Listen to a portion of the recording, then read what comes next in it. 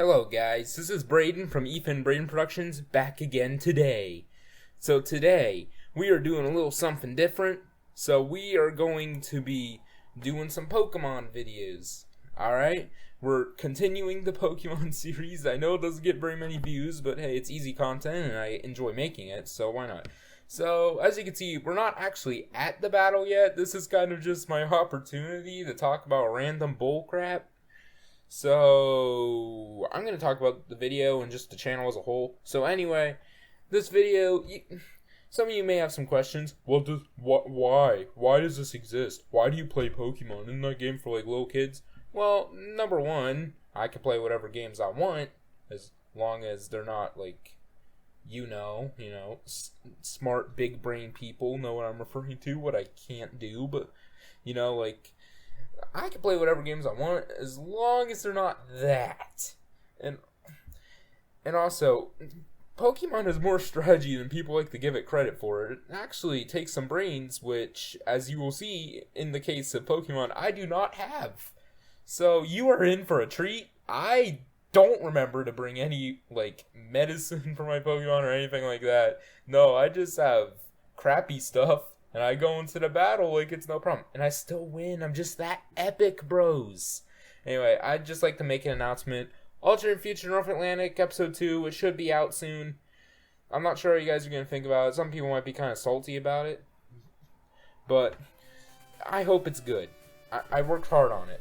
Okay? It's not like YouTuber Wars Episode 11 type of, like, just going the extra mile. But it's a decent mapping video that I'm like pretty happy about so far. Like the results, I'm happy about how it's been so far. I think I'm taking the series in a good direction. You guys will be the ultimate judge on that. Also, if I stutter, I'm sorry. As always, this is not scripted. I am just doing this, so I'm not gonna bother reading that text because I can't read it fast enough. I just read like a slowpoke sometimes. So, hey, idiot, yeah, there's this legend about this Pokemon that lives here, now I'm gonna fight you. Basically what he's saying, at least from my interpretation. Yeah, it's basically what he's saying. It's very oversimplified, but that's the gist of it. Leader sent out Ghastly. Go, Fred's Loin. Okay, so backstory to that name. I wanted to name it Fred's Loiny, because I used to call my dog Savsloiny. Her name's Savannah. I still call her Savsloiny sometimes, but I usually don't. I usually just mess with her. I just like try to troll her, call her not Fred. But anyway, I used to call my dog Savsloiny a lot, and there's not enough character slots for Fred's Loiny, so I had to do Fred's Loin. So that's kind of weird. Anyway, that Ghastly was easy, but it put a curse on us. That will come to bite us in the butt here in a few moments. Anyway, Braden will not switch Pokemon. He thinks he could clear the entire battle with Fred's Loin, even though he can't. Yeah, this is going to be interesting. Don't think I was thinking about using Quick Attack. I'm not that dumb. I know normal type moves that are, like, for attacking don't work on ghosts. I was trying to think between Ember and Leer, because Ember does damage, but Leer lowers the defense, so if I use Leer first, that means my attacks will do more damage. You see my reasoning? Yeah, good. You see my reasoning. Anyway, the curse came, and it looks like I'll survive, right? Nope. For those of you who aren't Pokemon experts, Nightshade basically does the same amount of damage as whatever level the Pokemon that uses the move is, so in that case, it did 21 damage. Which normally wouldn't be a problem, only problem being I was at 17 HP. Yeah, y'all can do math, so I think you figure that much. Anyway, my knocked owl was named Athena. I thought that was pretty big brain, because if you know anything about Greek mythology, which I do, because I used to read Percy Jackson a lot, but Athena's animal is the owl, so I thought it was pretty clever. And also it was female, so that just adds to the big brainness. The scary Gengar, you can't. Oh yeah, I remember when I heard this part, I was chanting, "Sacrifice! Sacrifice!" By the way, if you hear like some mumbling in the background, that's just me commentating over the original footage because I was dumb and didn't turn my mic off. So yeah. Yeah, I literally sent Comrade out as a sacrifice because I knew it couldn't do anything. I was just scared of what the Gengar would do. By the way, if you hear buzzing in the background, I'm pretty sure that's my buddy weather coverage, so ignore that. Yeah, I don't know what he wants. Weather? I mean, his name's weather coverage. He'd be talking about weather a lot. I'm like, my brain is small brain when it comes to this. I don't know. Thank you for enlightening me about weather. In all seriousness, he knows a lot about weather. He's pretty cool.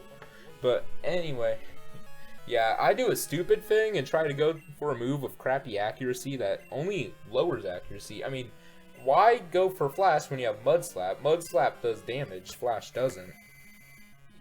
Why did I not bring any awakenings? Athena fell asleep. Athena's fast asleep.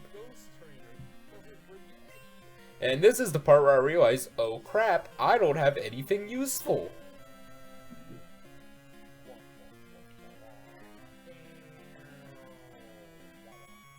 Except I have a full restore, but I only have one, so it's not gonna get me very far. Where did I already use the full restore? Oh yeah, I'm about to find it. Yeah, full restore. Okay, I'm going up. Yeah. Keep in mind, I made this obvious earlier by my comment about the mumbling, but I don't do the commentary at the same time. I play the actual game and record the footage. So sometimes what I'm thinking in the footage isn't necessarily what I'm thinking in the commentary. That's what I'm trying to say. Oh, I made some joke at this part about, okay, you used Mud Slap. Okay, not Mud Slap. Mean Look. He used Mean Look, which, if you don't know, makes it so you can't switch out your Pokemon until either your current Pokemon's knocked out or you knock out the opponent. And I made a joke. I was like, oh, what are you, Fred? Because Fred's weird. He just looks at me funny. He thinks it's intimidating. Hey, little fun fact for you guys. It's hard to be intimidating to someone when you're like, what, a 12th of their height? Like, maybe a 10th? Probably a 12th, let's be honest. He's only 9 inches tall. He's a cat. I mean, I just be like, dude, the most intimidating thing you do is try to eat all my food. And it's like, you can't do that anymore, because, like, you're old and you have conditions. Kind of private information, but, yeah, Fred, he kind of can't eat all my food anymore. He just had something that makes so he can't do that anymore. You could be big brain, you can figure that out for yourself. Anyway, so I should probably talk about the channel. So, I want to announce a few things.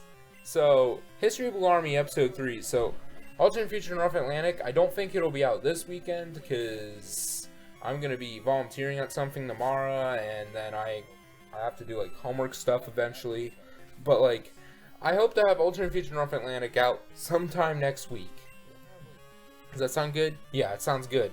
And then, hopefully, I can get out History of the Blue Army Episode 3 by November 7th. If you don't know why that date's significant, that's because that was when General started. Anyway, I am not paying attention to the footage. Okay, I was pretty sad about that, because, as you can see, do you see that experience bar? It's literally like 2 pixels away from the next level. I wanted to level Athena up, but that didn't work. And then I pulled out my lifesaver, Slasher. See, I kind of scratched this earlier, but the annoying thing about ghost Pokemon is you can't use your normal attacking moves, so like half my Pokemon are pretty much useless. You can only do like defensive things. Except Slasher, he has Dig. And although Dig isn't as powerful in Gen 2 as it is in Gen 1, it's literally the same. It's literally just a 2-turn Earthquake in Gen 1 pretty much from what I've heard. But in Gen 2 it's still pretty powerful, and it knocked out that Gengar in 1 hit. Correct me if I'm wrong, but I'm pretty sure poison types are also weak to ground types. I could be wrong. I'm not the expert. Ask any of the PokeTubers ever. Just track down J-Rose. He's pretty good at this game. He's done like, I think like 30 solo runs in Pokemon Red at this point. Anyway, as you can see, which you've seen with all of them, I just haven't been paying much attention because I've been commentating about random BS, but I've been trying to lower their accuracy, then attacking them. That way they can't just put me asleep and use Dream Eater like they did for Athena. I was really hoping Athena would wake up, because I checked. I had no awakenings. I had no awakenings, or else I would have used one. Well, you guys saw my backpack, so you know that. Sand attack. I don't know, the sand attack, maybe it was redundant, maybe it was... Oh yeah, I wanted to get the finishing blow with Crazy Plant. Oh, the reason there was such a long gap between Pokemon videos is because I was trying to get the Sunstone to evolve Crazy Plant into Sunflora, and it took for freaking ever, because the only way to get it without using cheats is to win the bug catching contest, which is basically rigged against you, so it's pretty dang hard. We won. Woo, let's go! Crazy Plant killed the last Pokemon! Well, it just knocked it out, but it adds more dramaticness to it if you say it killed it, so whatever. Yo, I got some money! I'm rich now! Yeah! Braden received the Fog Badge. Is it foggy? Level 50 will obey you. Well, I don't have anyone to trade with, and even if I did, I'm using an emulator, and I don't know how to work that. I know on the BGB website, which BGB is the emulator I use, it explains how to trade via internet, but I didn't really understand it. Plus, it's a Windows-only emulator, and Ethan uses Mac, so he can't play. Anyway, peace, Braden out. Like and subscribe. That was completely out of order. Sorry. Peace, Braden out.